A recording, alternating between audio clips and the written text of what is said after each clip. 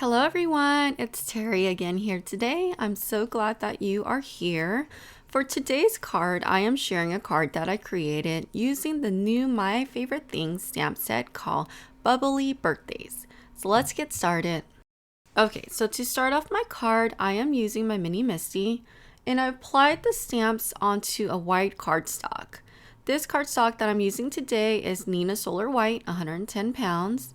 And I'm stamping it using my Memento Black Tuxedo ink. This ink is Copic marker friendly, and of course I will be using this because I will be coloring the images in with Copic markers. So after all of the images has been stamped and it dried back a little bit, I went in with my Copic markers. So as always, I will go ahead and leave a time above, so if you're not interested in the coloring process, you can go ahead and forward it to that time, or you can stick around and watch it. I know a lot of you guys have been requesting that I slow down the coloring, so I went ahead and did that for you, and I pretty much added all of the coloring processing in here. So I hope you guys enjoy. I'll see you guys in a bit.